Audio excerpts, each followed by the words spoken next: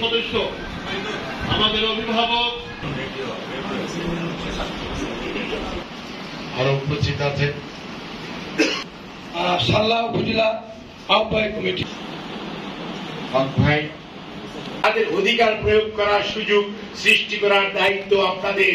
সেই দায়িত্ব পালন করলে ঐতিহাসিকভাবে ইতিহাসে আপনাদের নাম থাকবে। আর যদি সেটি সঠিকভাবে পালন না করতে পারেন অথবা অন্য কোনো পরিস্থিতি উদ্রেক হয়, ইতিহাস আপনাদেরকে ক্ষমা করবে না।